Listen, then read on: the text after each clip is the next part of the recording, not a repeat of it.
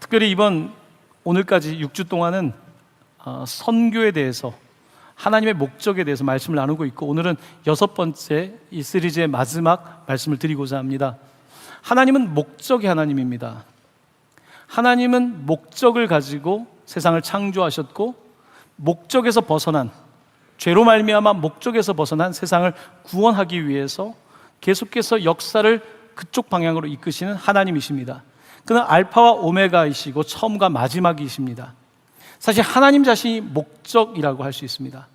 하나님은 이 목적을 이루기 위해서 보내시는 하나님입니다. 미션이라고 하는 말은 보낸다는 뜻입니다. 저희들이 6주 동안 함께 보고 있는 이 요한복음에는 보낸다라는 단어가 아주 중요하게 사용되고 있습니다. 바로 하나님께서는 보내시는 분이라는 것입니다.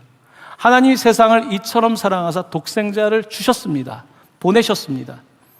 예수님께서는 십자가에 달려 돌아가시기 전에 성령을 보내신다고 약속하셨습니다. 교회가 성령을 받게 될 때 하나님께서는 교회를 세상에 보내셔서 하나님의 목적을 성취하고 완성해 가신다고 말씀하셨습니다. 바로 하나님의 선교 명령이 모든 복음서에 있지만 특별히 요한복음에는 보내심이라고 하는, 미션이라고 하는 표현으로 나타나고 있는 것입니다. 오늘 우리는 이 시리즈의 마지막인 바로 보내시는 하나님과 보내심을 받은 교회에 대해서 다시 한번 은혜를 나누고자 합니다. 여러분들 설교 노트를 보시면서 전반적으로 같이 또 따라오시면 되겠습니다. 4가지의 키워드가 이곳에 있습니다. 이제 예수님께서 십자가에 죽으시고 부활하신 이후에 제자들을 찾아오셨습니다. 이날은 안식 후 첫날, 바로 오늘 주일입니다. 이날 주님께서 이곳에 찾아오셨었는데요, 그때의 제자들은 어떤 모습이었는가? 성경은 이렇게 말씀하고 있습니다. 오늘 읽었던 19절 전반부인데요, 이날 곧 안식 후 첫날 저녁 때 제자들이 유대인들을 두려워하여 모인 곳에 문들을 닫았더니, 예수님께서는 사망의 문을, 무덤 문을 열고 오늘 제자들을 찾으셨습니다. 반면에 제자들은 문들을 다 닫고 있습니다. 요한복음은 우리 주님께서는 사망의 문조차 열었는데 제자들은 두려움 때문에 문들을 닫고 있다고 표현하고 있습니다. 제자들은 왜 문들을 닫고 있을까요? 예수님께서 십자가에 달려 돌아가신 것처럼 자신들도 예수님처럼 붙잡히고 매맞고 어려움을 당할 수 있다라고 판단했기 때문에 그들은 닫을 수 있는 문들은 모두 닫고 있었습니다. 그들을 지금 문을 닫게 하는 것은 두려움 때문이었습니다. 그들은 두려움 때문에 지금 숨지기고 있습니다. 이 고비를, 이 위기를 넘어가야 된다고 판단하고 있었던 것 같습니다. 그때 우리 주님께서 문들은 다 닫혀 있는데 도대체 어떻게 오셨는지, 주님께서, 부활하신 주님께서 그들을 찾아오셨습니다. 그리고 그들에게 인사를 하십니다. 너희에게 평강이 있을지어다. 샬롬이라고 인사합니다. 너희에게 평강이 있을지어다. 아마 제자들은 익숙한 예수님의 목소리에 귀가 정말 너무나 믿지 못하는 그 음성으로 말미암아 귀가 열렸을 것입니다. 과연 문들을 다 닫고 있는데, 문을 열어준 적도 없는데 오신 예수님은 도대체 어떤 분인가? 그때 예수님께서는 20절에서 이 말씀을 하시고 손과 옆구리를 보이시니 제자들이 주를 보고 기뻐하더라. 손에 못자국과 옆구리에 창자국을 보여주시며, 바로 그들은 두려워하고 있는데 주님께서 오셨음을, 바로 십자가에 달리셨던 그 예수께서 부활하셨음을 그들에게 보여주신 것입니다. 이제 제자들은 그 모습을 보고 조금은 안도의 한숨을 쉴 수 있었을 것입니다. 하지만 당황했고 이게 무슨 일인가? 이런 상황 속에서 주님께서는 한 번 더 말씀하십니다. 21절인데요, 예수께서 또 이르시되 너희에게 평강이 있을지어다. 요한복음에서 반복되는 것은 강조하고 또 강조하는 것입니다. 요한복음이 많이 사용하는 표현은 내가 진실로 진실로 너희에게 이르노니, 오늘 본문에서는 예수님께서는 너희에게 평강이 있을지어다, 또 이르시되 너희에게 평강이 있을지어다, 샬롬, 또 이르시되 샬롬이라고 인사하시는 것입니다. 그만큼 그들의 두려움이 컸던 것입니다. 그들의 두려움이 너무 컸기 때문에 주님께서는 한 번 평안을 주시고 또 평안을 주시는 것입니다. 사랑하는 성도 여러분, 여러분들 가운데 요즘 사람들과 만나고 싶지도 않고 문을 닫고 계신 분이 계십니까? 마음의 문을 닫고 아무도 몰랐으면 좋겠는 그런 마음을 가질 때가 있습니까? 우리에게는 그럴 때가 있습니다. 오늘 주님께서는 아무도 열지 않았는데 그 문을 열고 찾아가셔서 평안을 말씀하십니다. 2번의 평안, 2배의 평안을 주시는 것입니다. 웬만하면 평안이 이루어지지 않을 때 주님은 평강을 주시는 것입니다. 우리 옆에 있는 분들에게 진짜로 평안을 좀 빌어주면 좋겠습니다. 이번엔 좀 세게 빌어주려고 합니다. 평강이 있을지어다. 찌어다를 좀 세게 해야 되는 것 같습니다. 옆에 있는 분들에게 평강이 있을지어다 하고 서로 평안의 인사를 하겠습니다. 평강이 있을지어다. 여러분께 평강이 있기를 원합니다. 한 번으로 안 되면 2번, 2번으로 안 되면 3번 해서라도 주님께서 우리에게 평강을 주십니다. 이제 좀 마음이 평안해지셨습니까? 한 번 더 할까요? 이제 괜찮습니까? 모두 평안하십니까? 주님께서 이렇게 평안을 주신 것입니다. 평강을 주신 것입니다. 주님께서는 이런 날이 올 것을 이미 대비해서 십자가를 치시기 전날 밤, 제자들의 발을 닦아주신 그날 밤에 이미 평안에 대해서 말씀하셨습니다. 요한복음 14장 27절입니다. 평안을 너희에게 끼치노니 곧 나의 평안을 너희에게 주노라. 내가 너희에게 주는 것은 세상이 주는 것과 같지 아니하니라. 그 다음 같이 읽겠습니다. 너희는 마음에 근심하지도 말고 두려워하지도 말라. 아멘. 주님께서는 분명히 그들이 두려운 상황 속에 있을 것을 아셨고, 세상이 줄 수 없는 평안, 세상은 나에게 두려움을 주지만, 세상은 나를 위협하지만 반드시 너희들에게 나의 평안을 준다고 말씀하셨고, 주님은 부활 이후에 찾아오셔서 나의 평안을 주고 계시는 것입니다. 이제 오늘 본문에 가장 핵심되는 내용으로 들어가고자 합니다. 설교 노트의 2번째입니다. 보내심과 우리의 반응입니다. 요한복음의 관심은 보내심에 있습니다.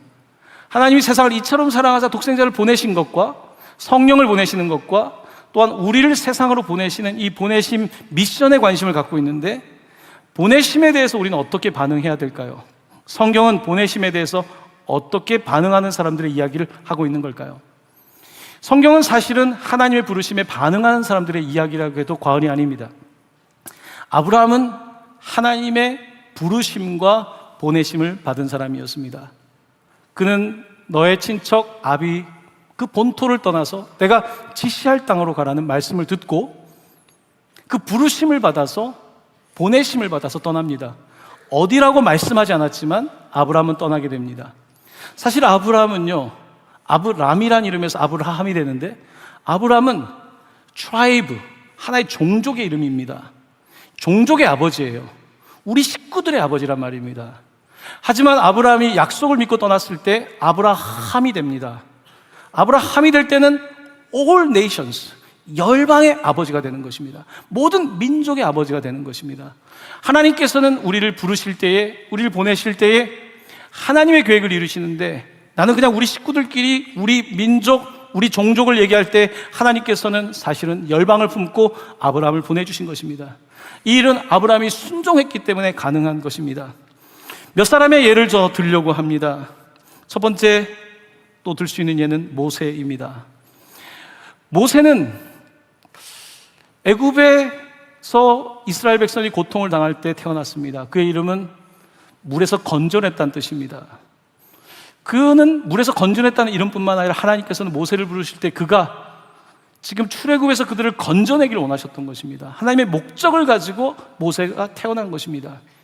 그는 죽을 고비와 여러 가지 고난을 지나가면서 애굽에서 성장했고, 한 사람을 우발적으로 죽이면서 미디안 광야로 도망을 치게 됩니다. 그 하나님을 잊고 있었을지 모릅니다. 그냥 담아두고 있었을지 모릅니다. 그때 광야에서 불타는 떨기나무 가운데 하나님께서 나타나십니다. 모세야 모세야, 내 발에서 신을 벗으라. 내가 서 있는 곳은 거룩한 땅이라고 말씀하십니다. 그때 모세를 하나님께서 부르시며 바로에게 가서 내 백성, my people, 내 백성을 떠나게 해라 말씀하실 때에 모세는 이렇게 답변합니다. 본래 저는 말을 못합니다. 주님, 아무리 주님의 뜻이 있어도 저는 본래부터 말을 못합니다. 제가 말할 때 이제 스터더링이라고 그러죠. 이 모세가 말을 더듬었다는 얘기가 있습니다. 저는 말을 못합니다. 바로한테 가서 내가 말을 제대로 못하면 어떡합니까? 라고 나는 갈 수 없다고 얘기합니다. 그러면서 모세는 뭐라고 하냐면, 오 주여, 보낼 만한 자를 보내소서. 모세는 이렇게 하나님의 부르심에, 하나님의 보내심에 응답하지 못하고 있었습니다. 하지만 결국 모세는 처음엔 원치 않았지만 하나님의 부르심에 응답하고 하나님께 순종했습니다. 예레미야라고 하는 선지자가 있습니다. 하나님께서 예레미야도 선택하시고 부르시고 그를 보내시는데요, 그가 10대 때에 부르심을 받았습니다. 예레미야 1장 6절 말씀입니다. 같이 한번 읽어보겠습니다.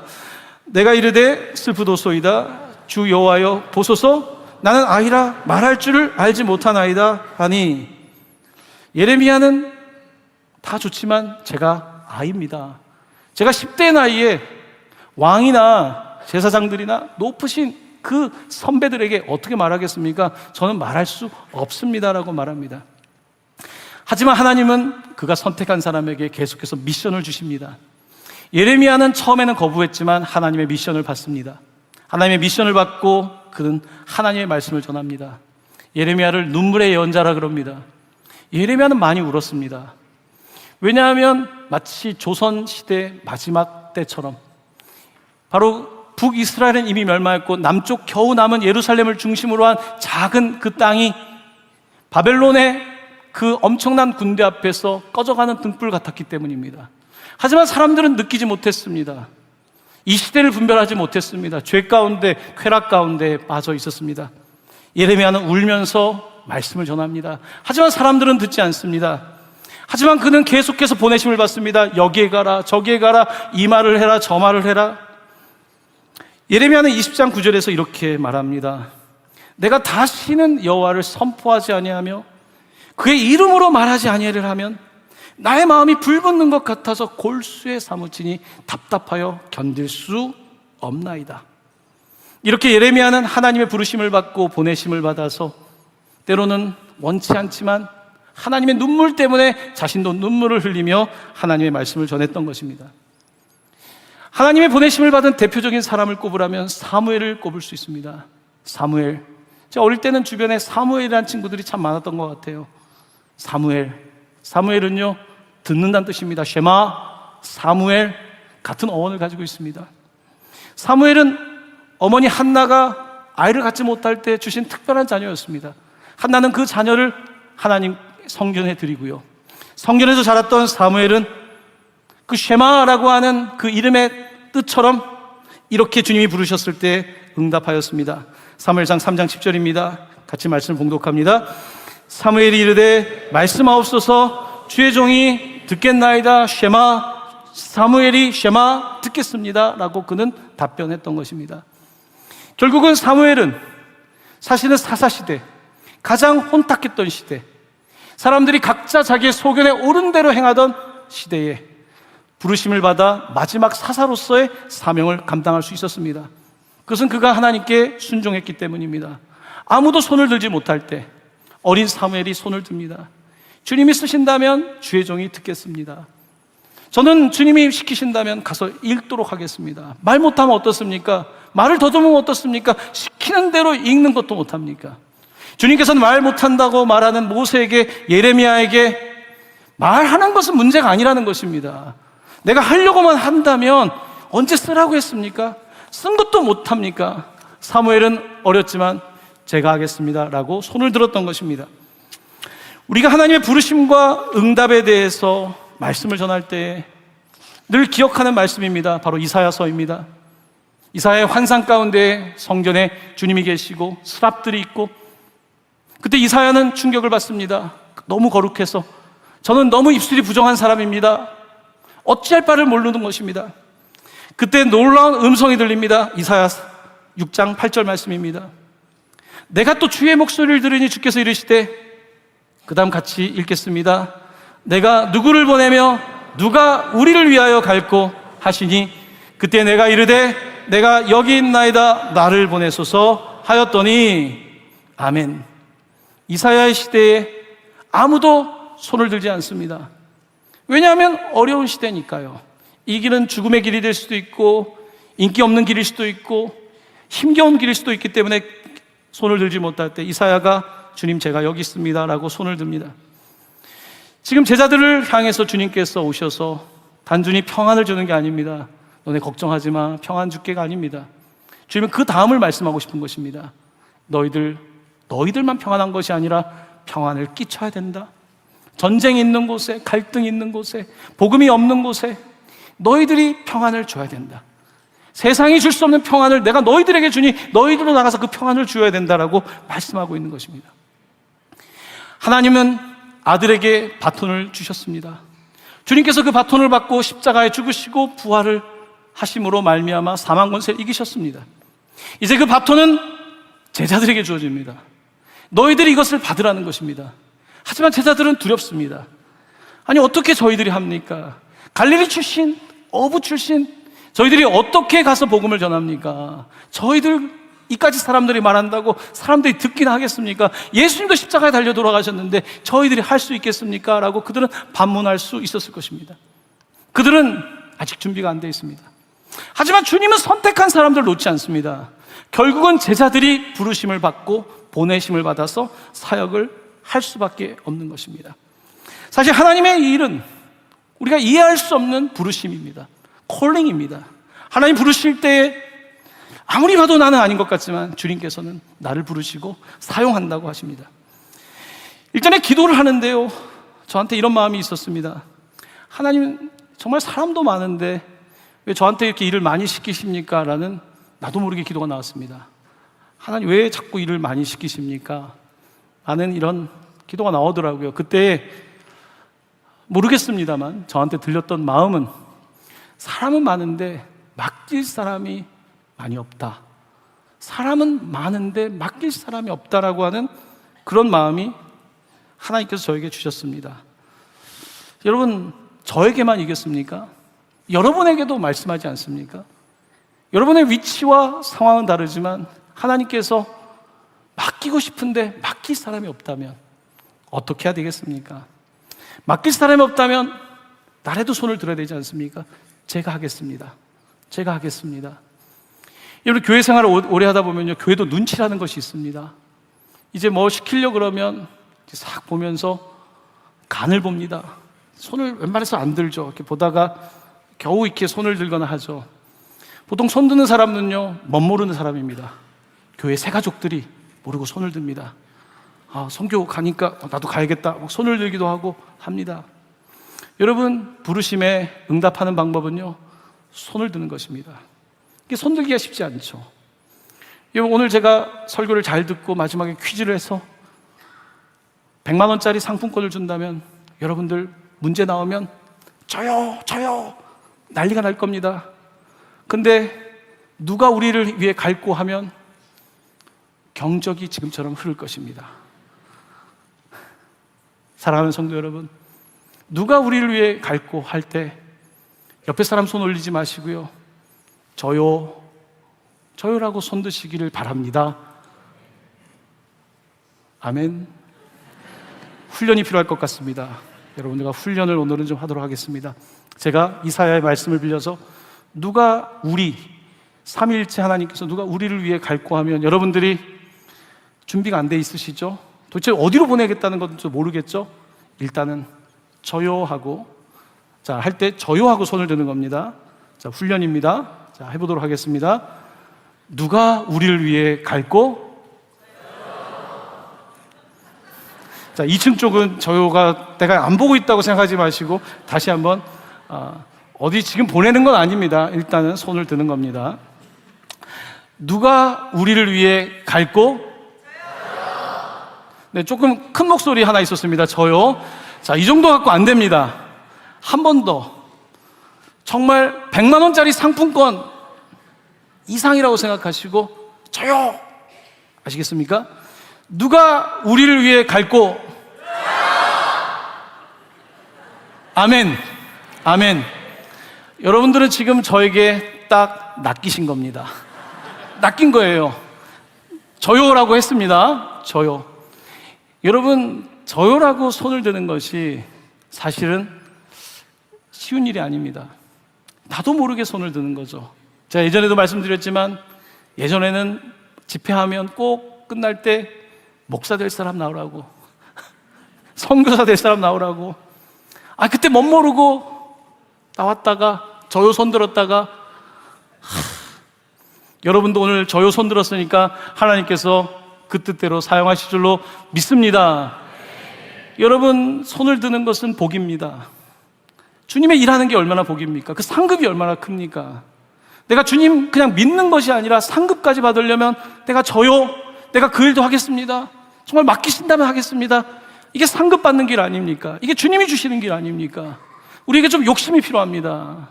영적인 욕심을 가지고 저요, 제가 하겠습니다, 부족하지만 제가 감당하겠습니다. 예수님께서는 마태복음 9장 37절 38절에서 이렇게 말씀하셨습니다. 같이 말씀을 봉독합니다. 추수할 것은 많되 일꾼이 적으니 그러므로 추수하는 주인에게 청하여 추수할 일꾼들을 보내주소서 하라. 아멘. 아멘. 추수할 일꾼이 필요한 것입니다. 자, 이제 세 번째입니다. 세 번째는 오늘 본문의 중요한 주제인 성령과 새 창조, 뉴 크리에이션에 관한 말씀입니다. 첫 번째 질문입니다. 왜 주님은 금요일에 돌아가셨을까? 성금요일이라고 하지 않습니까? 왜 주님은 금요일에 돌아가셨을까? 중요한 질문입니다. 여러분, 이스라엘 사람들은 7일, 주 7일로 시간을 계산합니다. 그 이유는 바로 하나님의 창조의 시간을 따라서 그렇게 믿는 것입니다.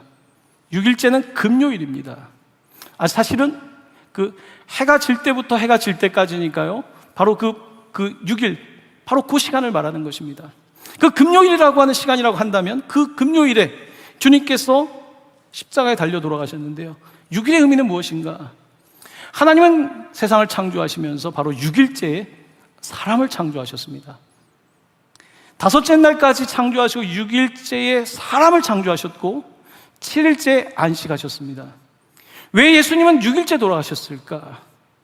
바로 그것은 첫 번째 아담, 이 땅 가운데 죄로 죽을 수밖에 없는 첫 번째 아담의 죽음을 말하는 것입니다. 첫 번째 아담, 바로 예수님께서는 인류를 대신해서, 대표해서 십자가에 달려 돌아가신 것입니다.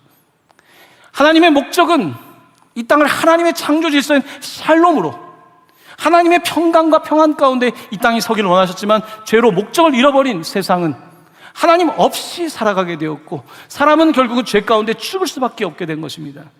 바로 그 6일째 날은 하나님을 창조하신 날이고, 하나님께서 사람을 창조하신 날이고, 바로 그날 예수 그리스도께서 첫 번째 아담으로서 인류를 대표하고 대신해서 십자가에 달려 돌아가신 것입니다. 그래서 바울은 첫 번째 아담의 이야기를 하고 있는 것입니다. 자, 이렇게 예수님께서는 금요일에 돌아가셨는데요, 자, 오늘 본문 말씀을 보면요, 8일째 여덟 번째 날에 대한 말씀이 기록되어 있습니다. 이렇게 되어 있습니다. 19절 전반부입니다. 이날 곧 안식 후 첫날 저녁 때라고 되어 있습니다. 여러분, 시간에 대한 묘사치고는 꽤나 길지 않습니까? 이날 곧 안식 후 첫날 저녁 때라고 특정한 날짜를 쓰고 있습니다. 요한은 6일째에 돌아가신 예수님, 8일째, 이날, 곧 안식 후 첫날, 안식은 7일째 쉬셨기 때문에 7일이라는 뜻도 있지만 a week, 한 주라는 뜻이 있습니다.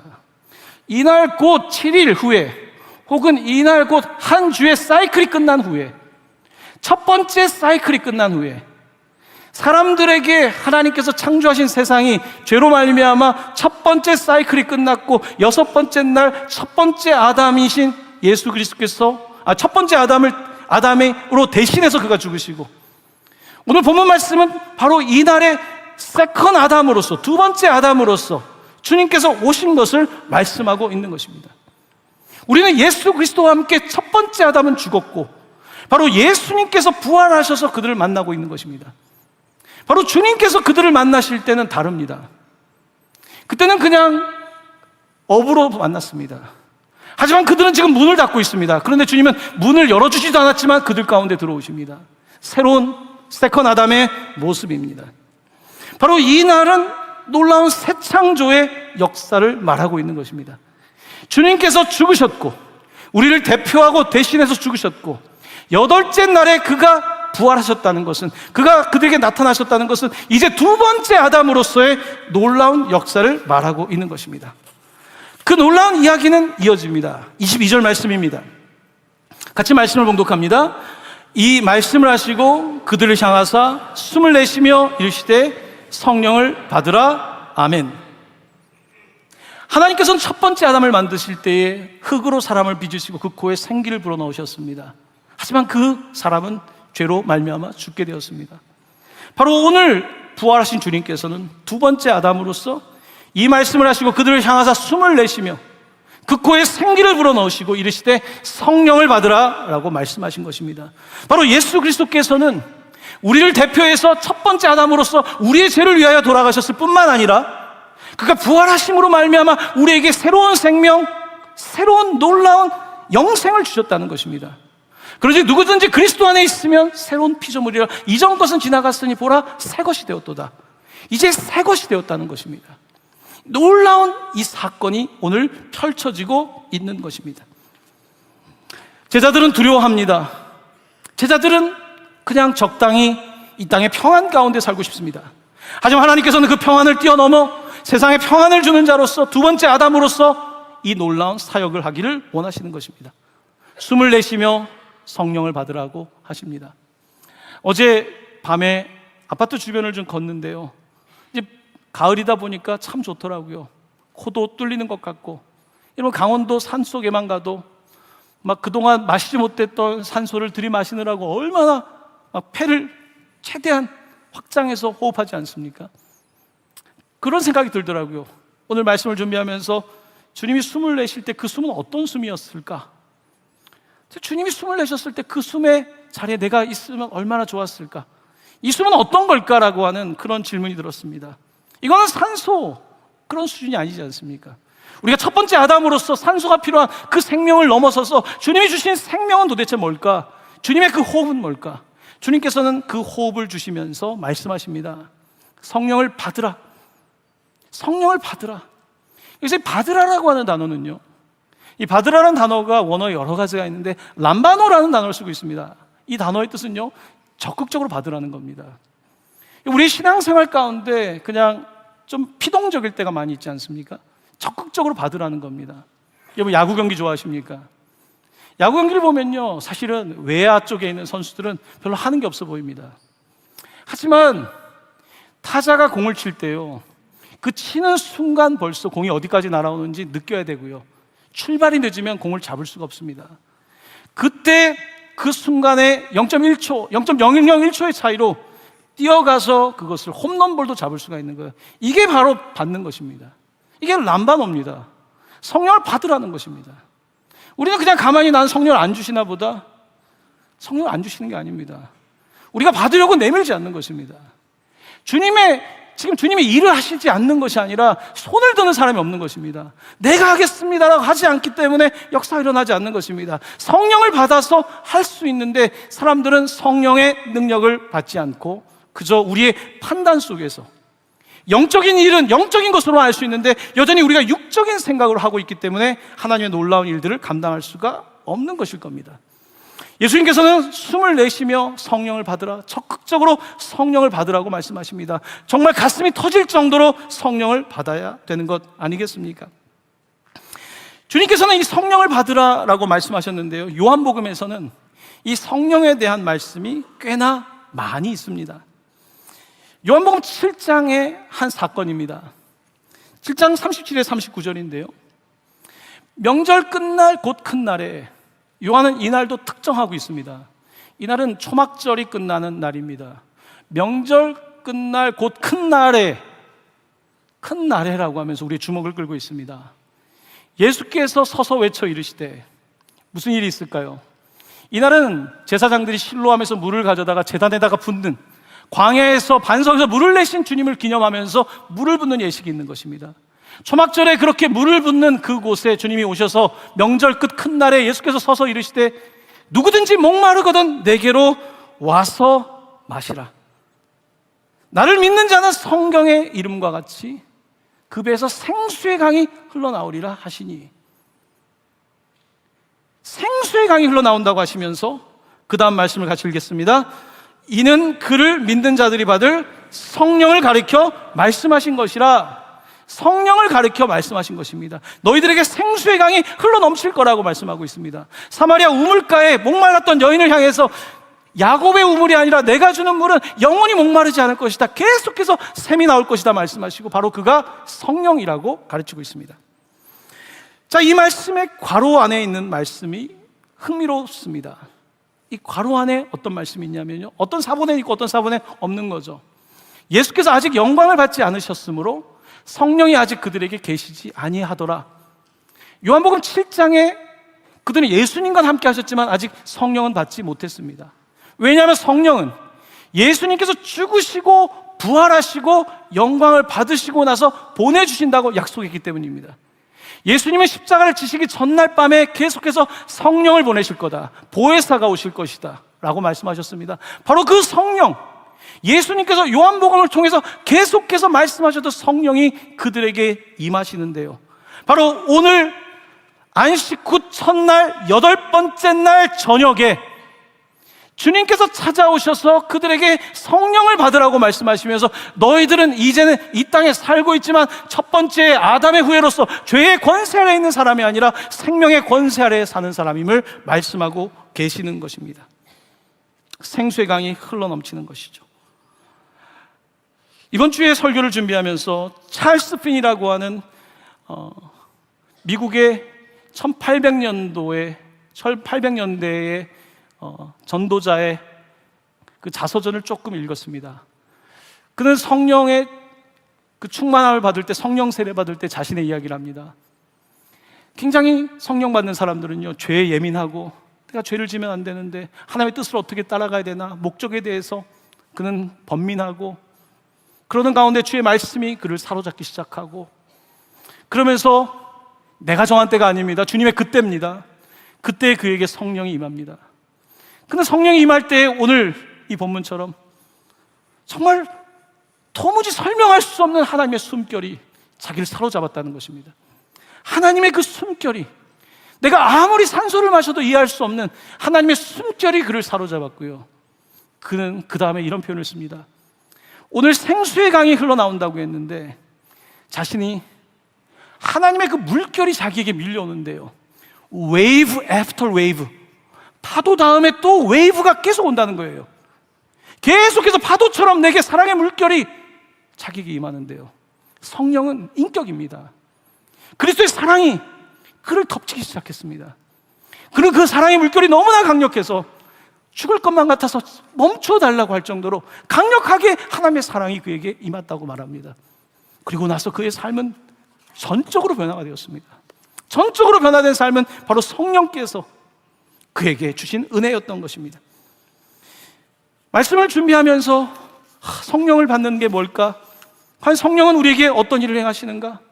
이 말씀을 쓰면서 저한테 찬송가 가사가 떠올라 나도 모르게 이 찬양을 부르고 있었습니다. 그 사랑의 물결이 영원토록 내 영혼을 덮으소서. 그 사랑의 물결이, 찰스 피니가 경험했던, 아마 제자들이 경험했던 그 물결이, 주님이 얼마나 나를 사랑하시는지, 하나님이 세상을 이처럼 사랑하사 독생자를 주신 그 사랑이 너무나 감격스러워서 도무지 설명할 수가 없어서 그 물결이 막 그에게 밀려왔던, 그 영혼을 덮었던 바로 그 놀라운 이야기가 펼쳐지는 것입니다. 그 사랑의 물결입니다. 여러분, 기독교의 신앙은 그냥이 아닙니다. 이 사랑의 놀라운 물결이 막 넘쳐오는 것입니다. 그래서 가는 거예요. 그러니까 하는 거지, 그게 어떻게 됩니까? 여러분, 세계 역사를 기록하는 사람들은 가장 역사 가운데 미스테리가 기독교입니다. 어떻게 예수님을 전하는 기독교가 이렇게 세상에 전파될 수 있었을까?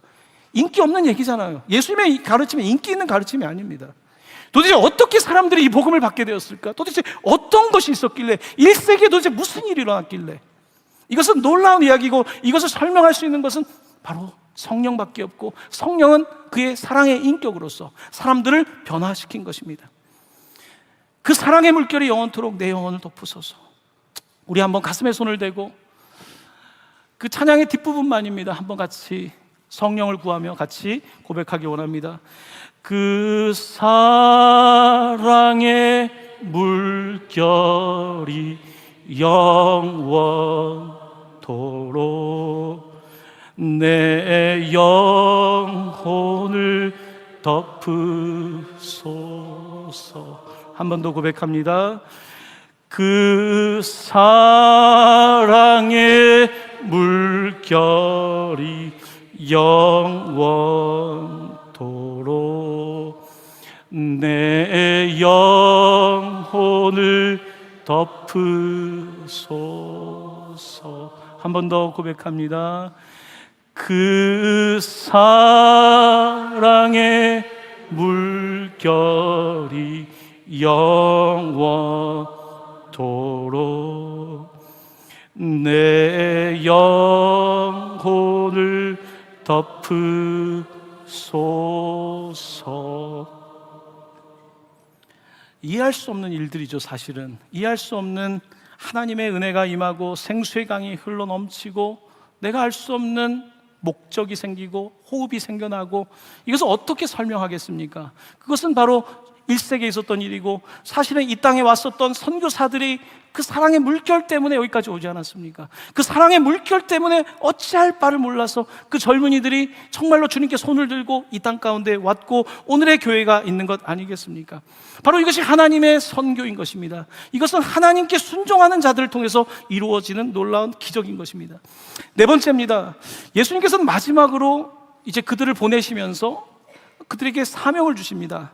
그 사명은, 네 번째 주제는 부활의 증인, 즉 죄를 멀리 떠나보내는 자의 사명을 감당하라인데요. 자, 23절 오늘 본문의 마지막 절입니다. 함께 말씀을 봉독하겠습니다. 너희가 누구의 죄든지 사하면 사하여질 것이요 누구의 죄든지 그대로 두면 그대로 있으리라 하시니라. 아멘. 아멘. 놀라운 말씀을 주십니다. 너희가 누구의 죄든지 사하면 사하여진다. 그대로 두면 그대로 있는다. 사실 좀 납득이 안 되죠. 왜냐하면 죄를 사하는 권세는 사람의 것이 아니거든요. 하나님에게만 있는 거거든요. 근데 그러면 이 말씀은 무슨 뜻일까? 바로 죄를 사하시는 그 능력이신 예수를 전하라는 말씀이죠. 너희가 누구의 죄든지 사하면 사해 주시는 그 예수를 전하라는 것입니다. 누구의 죄든지 그대로 두면 해결이 되지 않는다는 것입니다. 그냥 우리의 도덕과 우리의 노력으로, 우리의 열심과 애씀으로 되는 것이 아니라는 것입니다. 바로 이 세상의 근본적인 문제, 내 영혼의 근원적인 문제, 우리의 사망의 원인인 이 죄의 문제 앞에서 바로 예수의 복음을, 십자가의 복음을 증언하라는 것입니다. 바로 그 권세를 주셨다고 말하며 이제 그들에게 새로운 호흡, 두 번째 아담의 새로운 호흡을 주시며 성령을 받아서 미션을 수행할 것을 교회에게 부탁하고 계시는 것입니다. 여기서 사한다라고 하는 단어는 용서라고 번역할 수도 있지만 또 다른 번역 방법은 멀리 보낸다는 것입니다. 용서는 멀리 보내는 것입니다. 기억하지 않는 것입니다. 멀리 보내는 게 용서입니다. 시편 103편 12절에 시편 기자는 이렇게 용서를 시적으로 노래하고 있습니다. 같이 말씀을 봉독합니다. 동이 서에서 먼 것 같이 우리의 죄가를 우리에게서 멀리 옮기셨으며. 아멘. 여러분, 동은 어디고 서는 어디입니까? 어디가 동이고 어디가 서입니까? 이 표현은요, 우리가 알 수 없는 저 지평선 넘어서 끝에서 끝까지 동이 서에서 먼 것 같이 우리의 죄가를 옮기셨다는 표현입니다. 바로 예수 그리스도께서 우리의 주인이 되실 때에, 예수 그리스도께서 그 공동체의 주인이 되실 때에, 그 민족의 주인이 되실 때에, 이 땅의 주인이 되실 때에 바로 죄의 사슬이 끊어지고 동에서 서가 먼 것처럼 하나님의 놀라운 그 구원의 역사, 용서의 역사가 일어남을 말씀하고 있고, 바로 교회를 향하여서 그 예수의 권세를 가지고, 그 사랑의 권세, 용서의 권세를 가지고 세상에 나아가 복음을 선포하라고 말씀하고 계시는 것입니다. 성령은 어떠한 바람이라고 우리가 원어는 되어 있지만요, 성령은 인격입니다. 인격은 무엇입니까? 같이 사는 게 인격이에요. 인격은 같이 사는 거예요. 성령께서 내 안에 내주하실 때, 우리 안에 같이 사실 때에 우리 안에 끊임없는 샘솟는 샘처럼, 그리고 끊임없는 권세가 있고요, 세상의 물결은 심하지만, 문화의 물결, 죄의 물결 심하지만, 사랑의 물결이, 성령의 물결이 우리를 덮을 때에 우리는 죄를 덮는, 죄를 멀리 옮기는 바로 그 용서, 사랑의 능력을 실천하는 교회가 되는 것입니다. 이제 말씀을 맺으려고 합니다. 요한은 섬세한 사람입니다. 하나님 섬세한 요한을 통해서 요한 복음과 요한 서신과 요한 계시록을 기록하게 하셨습니다. 요한 1서 5장 4절 말씀입니다. 같이 이 말씀을 봉독합니다. 무릇 하나님께로부터 난 자마다 세상을 이기느니라. 세상을 이기는 승리는 이것이니 우리의 믿음이니라. 아멘. 사랑하는 성도 여러분, 목적이 있습니다. 우리에겐 목적이 있습니다. 하나님은 그 목적을 위하여 예수님을 보내셨고 성령님을 보내시며 교회가 함께 나아가기를 원하시는 것입니다. 사랑하는 성도 여러분, 주님께서 여러분들과 함께 하십니다. 내가 준비되지 않았지만 저요, Here I am, 내가 여기 있습니다. Send me, 나를 보내어 주십시오. 이렇게 고백할 때에 내가 하는 것이 아니라 주께서 강한 의로운 오른팔로 우리를 붙잡아 주시고 하나님의 선교가 이루어질 줄로 믿습니다. 사랑하는 성도 여러분, 예수의 이름으로 일어나시기를 간절히 축원합니다.